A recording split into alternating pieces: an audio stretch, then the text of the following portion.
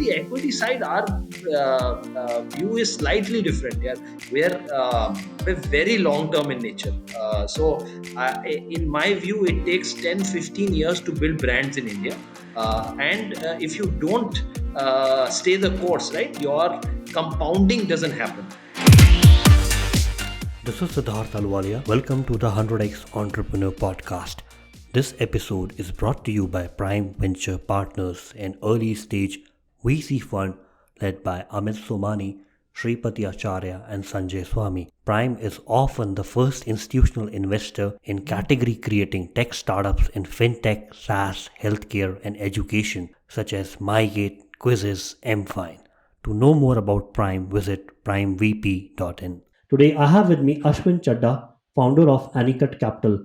Anicut is a debt as well as an equity focused fund investing in startups in India. Ashwin, welcome to the podcast. Thanks, Siddharth. Pleasure to be here.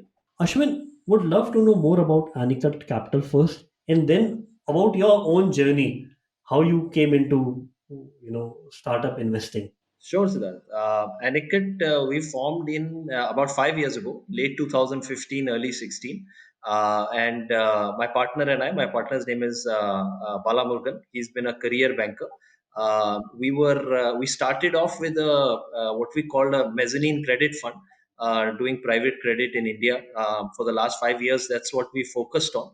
We manage about 1,000 crores of capital across two credit funds. And more recently, about a year and a half ago, we launched our first Angel AIF. So there we've been particularly active over the last 18 months. We've done north of 30 transactions there. That's the entity where we do early stage investing. Ashwin, your previous background has been in financial services. Would love to know about, your growing up in Delhi, then moving to US, Sure. and then coming back to India and setting up Anicut. Sure. Sure. So as you said, Siddharth, I grew up in Delhi. I went to school here. For my undergrad, I went to the US and then worked with Morgan Stanley in investment banking in New York, and then switched to private equity. Was with General Atlantic again in New York. Post that, I moved to Mumbai with a fund called India Equity Partners, and was with IEP from 2006 to end of 2010, doing private equity transactions in India. That was out of Mumbai. Came back to Delhi in late 2010 and set up a small family office, from where we started doing private equity transactions in consumer and financial services space. So that's a space we've been investing in for the last 10 years. And private credit from our balance sheet, we started in 2011. That rolled into Anicut, which was a credit fund. And then more recently, like I said, we started the Angel AIF, where we are a syndicate. We are not a blind pool. But the only difference is that we actually put 10 to 20% of our own capital in every deal. So it's somewhere between a fund and a pure syndicate model. And Ashwin, tell us about your first 5 to 6 investments in the startup sector in India, both on the debt side as well as the equity side. Sure, that's an interesting question. So the debt business, we actually came by chance. I wasn't planning on doing it. There was a common friend whose company needed short-term capital. So this was a sub of a US tech company, and for some reason, their US company was not able to send money into India. Some FEMA issue or something like that. So they needed money for 6 months, and just to pay salaries, etc. All the billing was done in the US. Highly profitable company.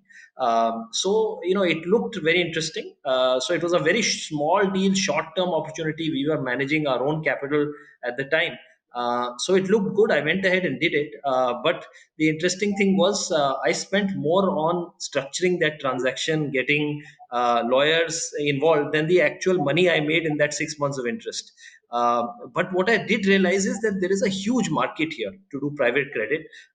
Banks are very limited in what they do, and whatever they want to do, they want collateral. First generation founders don't have that flexibility of offering a large house or legacy property, etc. So there was a gap, and we started doing cash flow lending. The first 30 deals we did from our own balance sheet. And then friends and family started saying that we would like to put capital alongside you. And also it was a one-to-one matching. So Siddharth had some extra cash flow, he gave it to Ashwin. For small deals it was okay, but when the volumes became larger, then it was too much risk that both Siddharth and Ashwin are taking on each other, right? So we wanted to put it into a structured entity and started the AIF back in 2015. So that's the on the debt side. On the equity side or on the angel side, I've probably now over the last 10, 11 years, between what we do at Aniket Angel and sort of the own personal portfolio that we built, we've probably done 70, 80 transactions on the angel side. So have been quite the first, I would say 30 transactions were through Indian Angel Network. I was an active investor there, took leads in bunch of companies. Wow Momo is one of them that has done well. But it's been a fascinating journey to see the startup ecosystem evolve over the last 10 years, right? 10 years ago, so that I think there were a handful of angel groups or even large angel investors. And now that has completely changed, right? Ashwin, so tell me about, you were part of ShareChat journey, right? How you came to invest in ShareChat, at what stage you invested, I'm interested to know. And have you Sure, taken sure. exit? Sure, sure. So, ShareChat is from our Aniket Angel portfolio. I have known the IQ guys for a long time. Both Madhukar and Anand have been friends, and we do a lot of work together.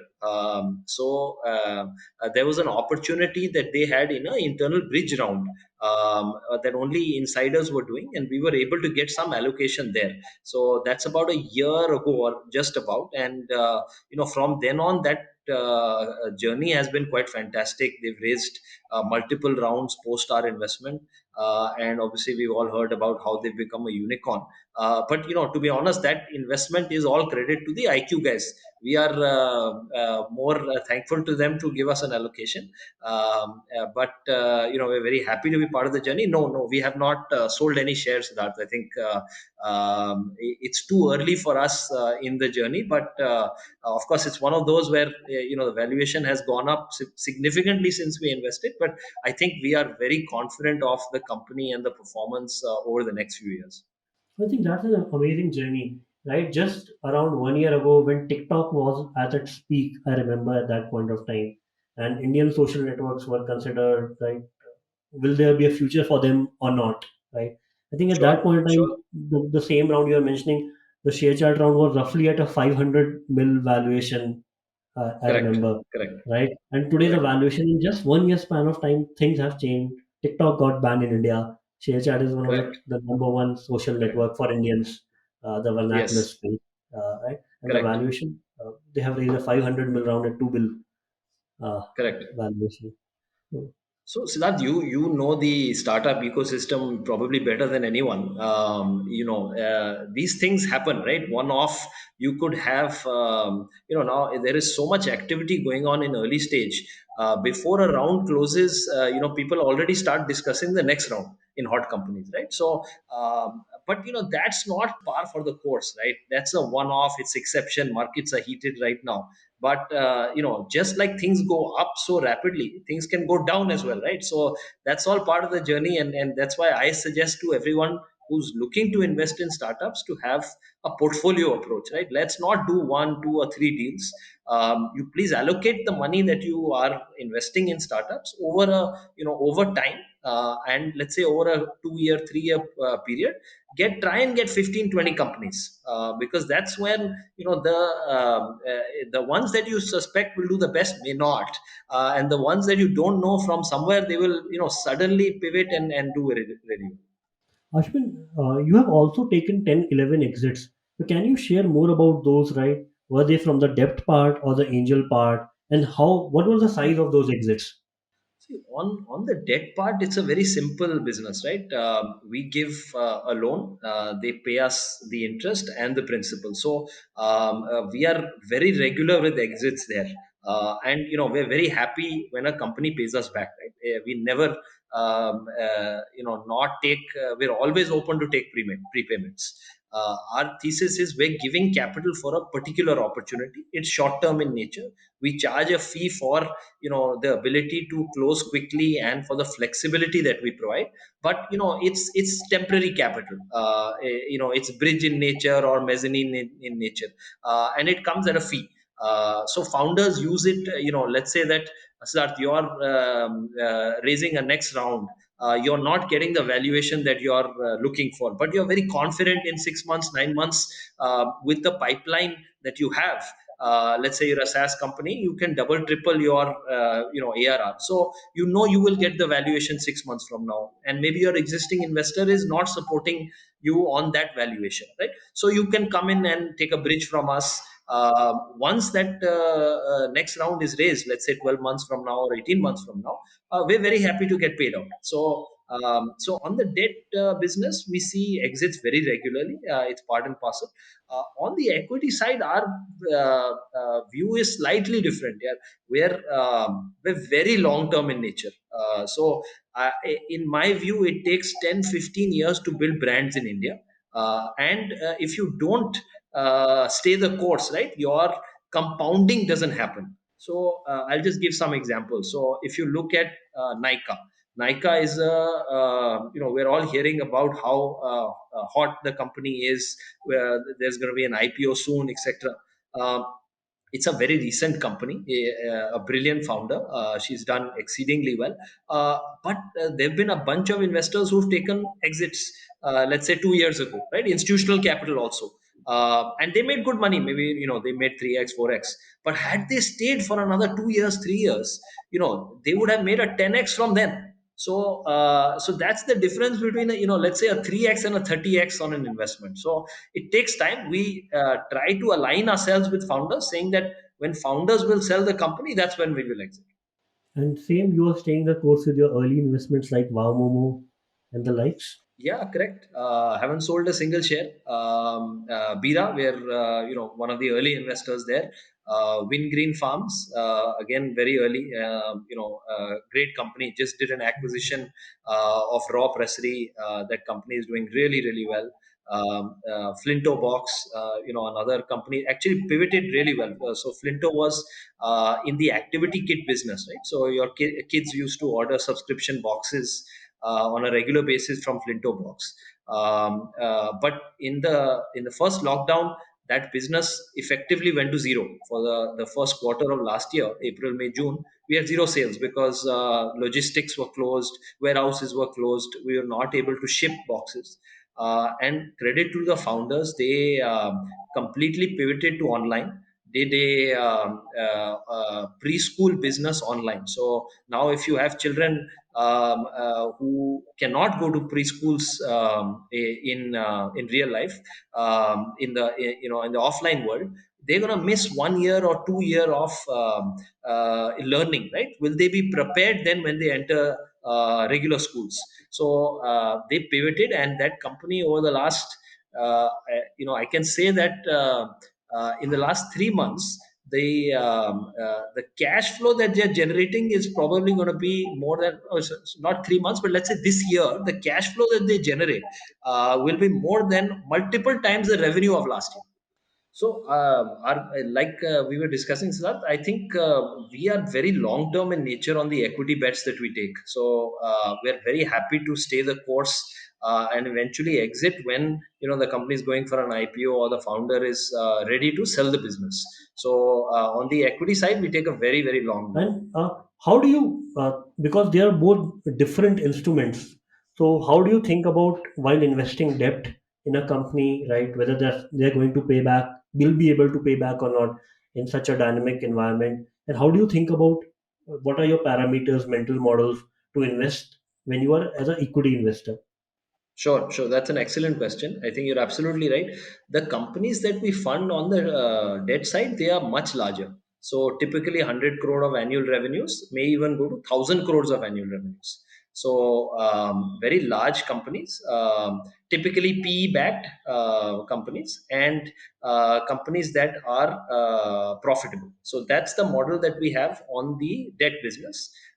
That's a blind pool of capital. The investors give us money to manage. We obviously we have a significant contribution of our own money in the fund, but it's largely third party capital that we raise, all domestic capital. And interestingly, Siddharth, we've raised all that 1,000 crores without a single distributor. We're probably one of the only funds out there who have largely raised money from references, friends and family, etc. So that's the debt business. On the equity business, we're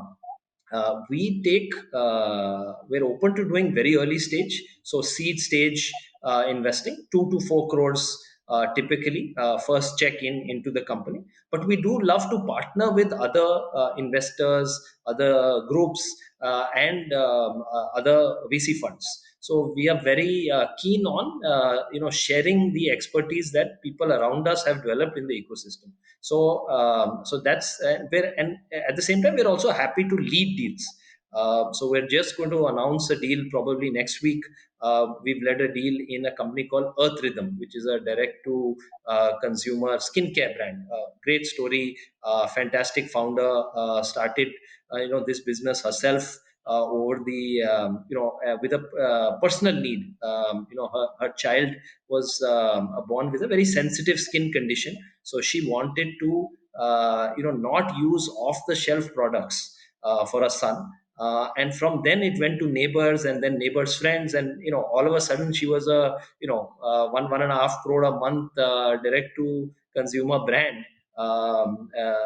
And so that's the type of company we like to come in early, get it ready for a larger series A, because our view is we can work very closely with founders, and because we have experience on the debt side also, we know what larger investors, funds, etc., institutional capital will look at. We can get some of these companies ready for those investors. So that's how we look at the And venture Ashwin, tell business. me, so a picture cannot be all rosy, right? So what are some of the things that didn't work out for you as an investor or in your investment journey? Yeah, so that absolutely. I think we all have a habit of only talking about our winners, right? No one really talks about how difficult this business is, right? And you know well that out of 10 deals, 4 or 5 deals will not work, right? In the angel business, early stage investing business. We've had lots and lots of learnings. On the debt side, we've had restructurings. We've had, we invested in a restaurant company, a restaurant chain, which had pan India presence up until, let's say, February of last year. That company was one of our best performing companies. Not a single day's delay. We had an escrow on their receivables. The first year, second co, before even the landlords get the rent or the employees get salary, our money, our payment used to hit, direct debit. We were there. And suddenly you see that the world has changed. For 6 months they had zero sales. Now, how can a business that was doing 150 crores a year and profitable survive when you have 6 months of zero sales, right? You have to manage your expenses. You have employees. We had 1,250 employees in that business, so it was a real struggle. But having said that, we had great founders, and we were lucky that in that business we had some deep-pocketed investors. They came in. We sort of led a $3 million round, an equity round for them, which was done at a much lower valuation. But that seemed fair at that time, right? So we needed that capital to restart operations. We picked up, in this Jan, Feb, March quarter, when right between the first and second wave of COVID, we were almost back to normal. In fact, March was a profitable business for us as a month.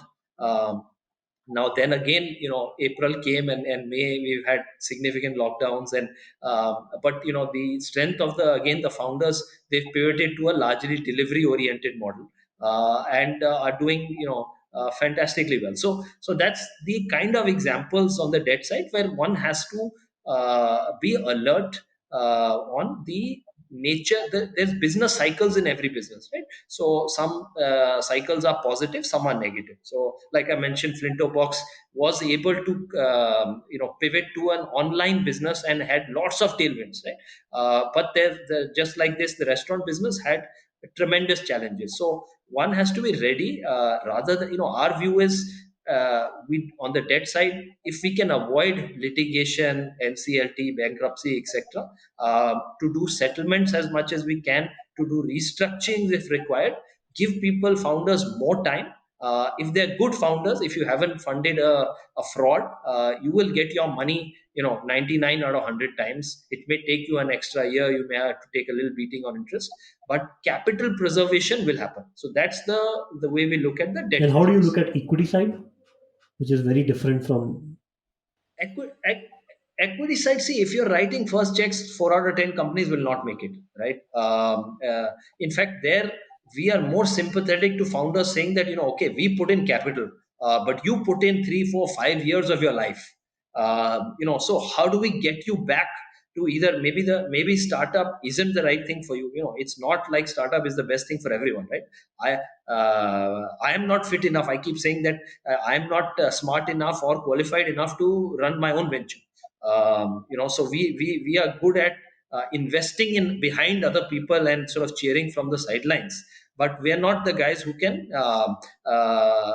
run companies, operate companies, startup companies, right? So it's a very different skill set that is required, and it's a very hard and lonely journey. When things are great, everybody wants to be around you. You're in media, you're on podcasts, etc. You're the sort of eye of the nation, as it were, right? You're on front pages of ET. But when things are when you're not able to make payroll, when you don't know whether that you'll be able to pay your vendors, your employees, and you're fielding those calls, right? Then leading that business is very, very difficult. So very sympathetic. We've had lots and lots of cases where we've either been able to help the founder pivot, and we found success maybe sometimes, but sometimes we don't, and we just find the best way to then shut the venture. And sometimes the founder wants to start a new venture. We've actually backed founders who we had backed in the past and did not have a successful journey. So it's again, when you do 70, 80 transactions, you'll see all shapes and sizes. Got it. And Ashwin, so moving from 2021, right?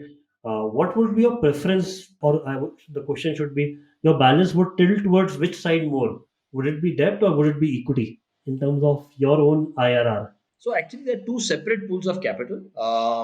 See, IRRs. So if you're in early stage venture business, your IRRs have to be, you underwrite to much higher IRRs, right? Whereas on the debt business, we have delivered something like net of fees for the last almost 5 years, 17, 18 quarters, we've delivered about 13.5% net of fees in our funds. So it's a different investor who is a debt investor, who's happy with a quarterly payout, like an FD. He's getting anything between 12 and 14%. He's happy with that kind of return. Whereas in early stage, if you're underwriting to 12, 14%, you're gone, because only 2 of 10 will work, right? So we have to go for 25, 30% IRRs on the early stage equity side. So, in fact, we have many of our investors who started with us on the credit side, saw our track record, invested across two funds, and now do a lot of early stage investing with us on the venture side. So it's a different mindset, a different pool of capital. But today, even the most conservative debt guys have seen how early stage angels have done. You talk about 100x's, etc. They're also wanting to get into the startup space. And Ashwin, because you are doing both the things, right? You are doing debt, which is more, fixed in nature, very less risk, and there is equity, which is very high risk nature at the early stage. So as what would be your preference, let's say in this decade, as an individual? As I said, I think that okay, let's put it this way. In my view, sir, we are in the golden age of early stage investing. I think that it's a parallel to how the US was, in the sort of 90s, maybe early 2000s. You're going to have some of the biggest companies built in India, servicing India and rest of the world over the next 10, 15 years. So if anybody asks me, I have some extra capital which I don't mind parking away for 10, 15 years, right? Not for a 2 year, 3 year thing, and I'm completely okay losing it, in the sense that if I have 100 rupees, this 20 rupees, even if it goes to zero, no problem, right? I would definitely suggest you put it in early stage startups, because you're going to see some of the best companies, and then parallelly some of the best returns coming from early stage startups in the next 10 years. And Ashwin, it's said that we are sitting in June 2021. It's said that we are at the just on the cusp of the ending of bull cycle. Do you believe that, or is the bull run going to be for another 2 3 years at least? See, I think no one knows, how long this party will go on for. I think we've had a like a 20-year plus cycle. So I think the odds are that it will end sooner rather than later. But having said that, if you invest, in fundamentally good companies, good founders, right? And that's not that hard to do if you've been doing this for many years, right? कि founder चोर नहीं है, he's very passionate, she's very passionate about her business. The market size is there. The unit economics are there. You can see that, maybe not today, but over course of 2 3 years, as you scale, you will make money. Those businesses will test, will stay the course, right? Any market cycle, good, bad, ugly, your valuation will not jump as quickly. But again, if you are building businesses for 10, 15 years, even in the down market or even in a bad market cycle, you will find the best of investors. Some people say that when the markets are actually not so good, is the time where the IPOs that come out are the best in their the ones to subscribe to, right? Because in a bad market, somebody who goes public is already fighting, not only a bad business environment, but the capital markets are not as friendly. So only the best of the best make it, right? So that's my view. A good company will last even in a bad market. Got it. And Ashwin, tell us about your favorite consumer stories. You have been part of Raw Pressery, Bira, right? How did you get into these companies? Sure, that's an interesting one. So Bira were one of the first, very early investors. I knew Ankur for a while before we invested. Actually, Ankur started off with a business called Sirana, where he used to import some of the best beers from Europe and the US, and sell them through bars. Unfortunately, the challenge was that the duty structure was such that the beer used to be for 600 rupees in a bar. So I used to joke to Ankur that I can't even afford this beer, right? But those meetings were the best meetings. You would go, and Ankur would have in his office in Zamrudpur in Delhi, very tiny office. He would have about 6 or 8 different beers, and he would insist that you try a little bit of every beer, right? So if you're talking about 8 different, high quality beers, some had 5% alcohol level, some had 8% alcohol level. You never walked out of that meeting, in a straight line. You were always tipsy. So those were some of the best meetings you had. But it took us a while, because that was my fundamental issue with that business. I was telling Ankur that I cannot buy a 600 rupee beer when I go to a bar every time, or a restaurant every time. So and he found that, and he found that niche, and he said in India people want fresh beer, draft beer.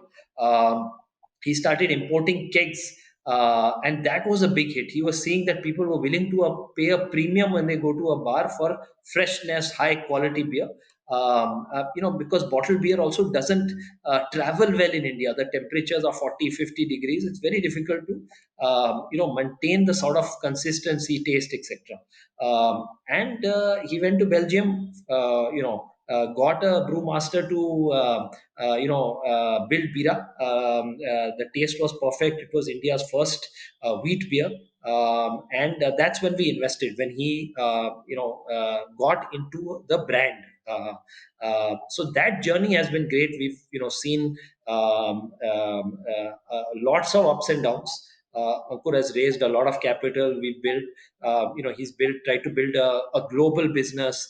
We've always struggled with, a lot of my friends would say, yeah, the beer is my favorite, but I don't get it, right? So we've struggled with logistics and making sure that the beer is available. Having said that, now I think most recently we had a new round led by Kirin of Japan, which is one of the largest beer companies in Japan. And the company is completely turned around. They've refocused to India, got four breweries now across different geographies.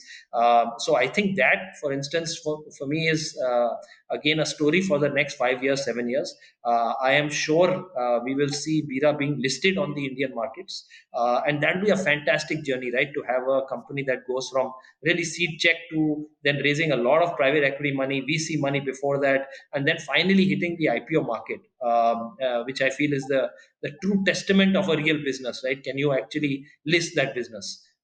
So I think we're going to see that, and again, very very big supporters and fans of Ankur and Beat. And I believe, the current valuation of the company would be somewhere north of 500, 600 million. And, you would have entered at seed state. Back then, seed round were very small and valuation used to be 1.5 million. So kudos, that's truly a 100x uh, winner for you. You, Siddharth, I think when we started in this business, a 10x was a fantastic return, right? I mean, like you thought that you were cat's whiskers if you had a 10x in your portfolio, right? Now people are talking about 100x, okay? And people are, we are seeing 100x returns and cash returns, not just paper returns, right? Which is amazing. The startups ecosystem has evolved so much over the last 10, 15 years. But trust me, and maybe you'll have to change the name of the podcast. I am going to see, not just in our portfolio, but in general, we're going to see 1,000x becoming what 10x and 100x were in their time frame,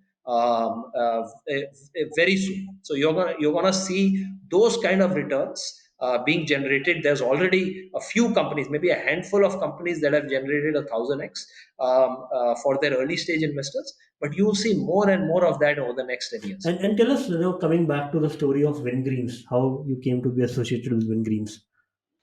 Wingreens was also a very interesting story. So Wingreens actually, the founder Anju is my cousin Masi. So she's my mother's first cousin. We were in touch as kids and then lost touch. And then all of a sudden, she called me one day and she said, Ashwin, I believe you do something with startups. This is now 5 years, 6 years ago. And I said, yeah, I do. So she said, can you come meet me? So I said, yeah, of course. I had no idea that she was a founder. She has was doing farm to table, doing this Wingreens, WIN, Wingreens stands for Women's Initiative Network. So it was a women's collective that actually she had built. So I went there. It was again a really small factory come office in one of the villages in Gurgaon. And what I saw was amazing. You had all these women who were from the nearby villages making hummus. How many of us, even in India, knew what hummus was, right? And they are growing their own vegetables, seeds, condiments, and producing from this factory. It was the most powerful thought, that how to empower women from a local village who, in fact, the panchayat doesn't even allow them to leave their village, right? So for them to work and then transition from that small factory to a state of the art factory now, Anju and Arjun, the founders, have done a fantastic job there. We've got funding from Windgreen, from Sequoia. They've done two rounds there. More recently, we've had a investor in Responsibility, which is one of the most interesting sustainable funds from Switzerland. They've come in. Company has been able to diversify and get into beverages in a big way by acquiring Raw. Again, that was something that we were given, that company had common investors in Sequoia. We structured that deal very hard. And In fact, this is a company that we have, I would say, in a way, double dipping. So we are early investors in the company on the equity side, and we gave them debt money to finance the acquisition of Raw. So we are both on the both sides of the cap table, equity and debt. This company now is moving quickly from, when we first saw it, it was a 3 crore a year business. This year, they're already on track to be a 250 crore a year business, and maybe in a couple of years will be a 500 crore a year business. So again, a journey from maybe 3 to 300 crores over a short span of 5 years. That's been very Okay, so inspirational. again, I think that will be your second IPO in the next 5 years. Yeah, I think, in fact, two of our financial services companies are IPOing this year. They are Aptus and Five Star. Again, we've held them for 7, 8 years.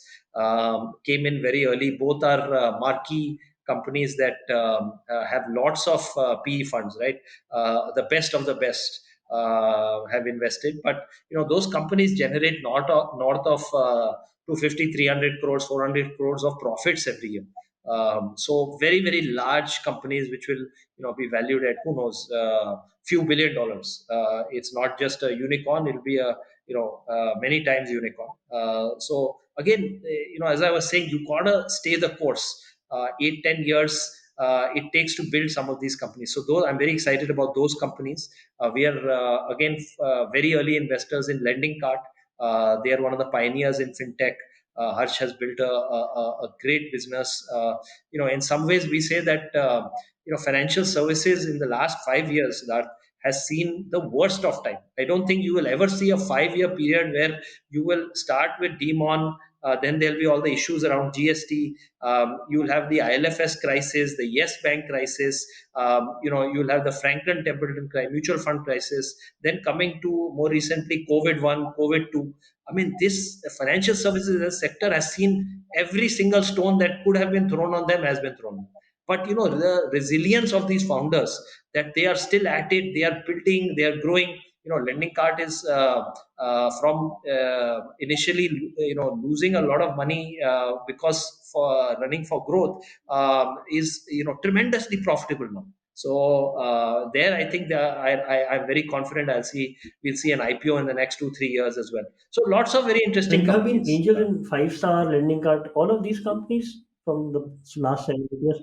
Wow. Correct, correct, correct. Actually, this is one of the first few podcasts that I'm doing.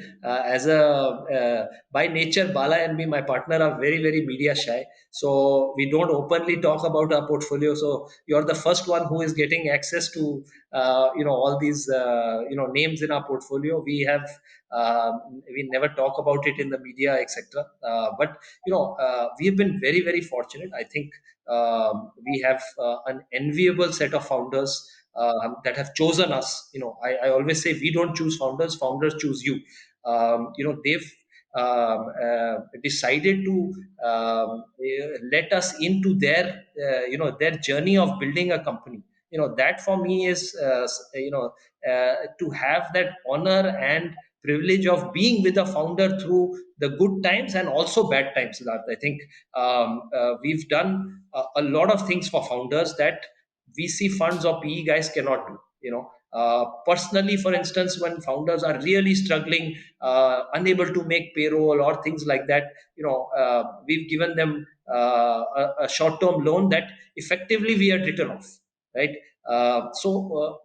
We have to do things like that as well, which we can. If you're a private investor managing your own money, you can be more flexible. You can give in money. We've done things that an institutional investor will never dream of, giving money before documents are signed. I think all of these things may sound crazy now. When you're running institutional funds, you cannot do any of this, right? When you're managing third party money. but that flexibility and for that founder to get money on that day is the most important thing, right? If he doesn't get it, maybe he won't be able to fund the company or keep the company going. So we've done all these things. Some have not worked, and quite honestly, when we wrote that check, we know that it's not going to come back, right? But you have a founder relationship for 5-10 years and you do it. So but some have been able to turn around and build very, very large companies also. Fantastic. Great to see and thankful to you, to you share these stories which will inspire other set of founders and investors to stay the course. Yeah, absolutely, absolutely. It's the easiest thing to give up, Siddharth. I think it's almost like you're an athlete, right? The startup journey is of a marathon runner, right? I can't even run a kilometer, but that's why I'm not a startup founder. But the point is that you will have hardship every step on the way, right? And it's the easiest thing to give up. But to go ahead and complete that journey, take that pain. For instance, I'll give you another example. Actually, these are runners. So Vinita and Kaushik of Sugar, we invested. We were the first lender to them from the Anika Debt Fund, and this was before the A91 round. So they've done a fantastic pivot, starting from Fab back, then launching Sugar, and then now growing Sugar to be one of the I think hottest D2C companies out there. Right? So we still are small equity investors from the Anicut debt fund side. We also take warrants sometimes when founders are lucky and give us something. So I see them being fantastic founders. I see them now in a position where every single VC fund wants to get into the action, right? They have literally founders, investors lining up to get on the cap table. And nothing could have been more different maybe 4 or 5 years ago, where every single forget about fund, but even angel investor looked at Fabback and passed. So there's a fantastic quote from I think from Vinita or Kaushik, I don't remember from whom, but that IQ was like their I think maybe number 15th or 50th or someone pitch that they did, right? So the first 50 of them failed, but IQ was the 50th one who gave the money, or the 51st one.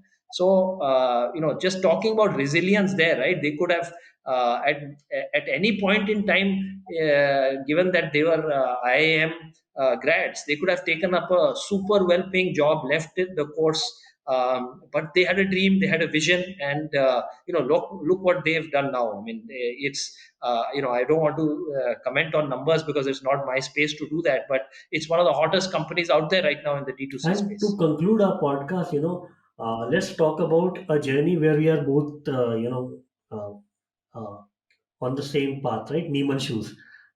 Right. So how has your experience been in the last one and a Sure. half years, 2 years?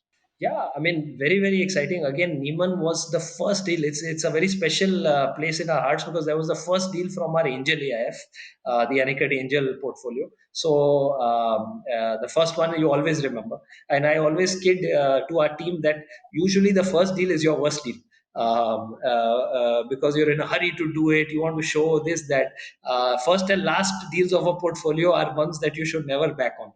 But here Taran has completely proved us wrong. I think he has built a very high quality product. The brand has really taken shape now. Very interesting. One of the top industrialists in India who are I happened to meet him on the golf course. Actually, he's a very ardent golfer, and he spotted I was wearing Neiman shoes. And he said, "Wow, these are Neiman shoes." And I said, "Sir, you've heard of the brand?" He said, "Yeah, they're my favorite shoes. I have 6 pairs. I only wear them. They're the most comfortable shoes." So really one, product is good. B, how they have branded it has been great. And their journey is fantastic. Hopefully in the next 45 days, they're going to announce a new round. As you are aware, it's being done by one of the best consumer investors out there. I think, again, still early days, 1.5 years since we first came in, but lots of room there, to build that whole sustainable category. Has And we haven't even gone offline, Siddharth. So it's just online business right now. They launched flip flops. They got sold out in a few hours. So there's a bunch of fans out there for Neiman's, like you and me. And I've been on wearing Neiman's shoes for myself even before we did the deal. And now I hate wearing any other shoe. So if I have to go to a formal event and I have to wear a slip on, it's a pain for me. So so we are in a way our own ambassadors of the I portfolio. remember the story very well, just to recall that. So, how I met Taran was I saw Neiman's ad on Instagram, and they have been like really doing well on social media. And then I reached out to Taran, ordered a ordered a shoe, right? And we met in Horse Khas, just opposite to IIT in Delhi, and I was blown away by the passion he had, the amount of time he had put in, right? And it was for me, I had just started building out the podcast back 2.5 years back then, and he came out as Right. a sponsor for one of the episodes of the podcast, right? I thought, like, this founder, when the Wow. business is so young, has the guts to do it. And I Yes. decided then and there, I'm Correct. going to back Neiman's, and asked Taran, if I could have,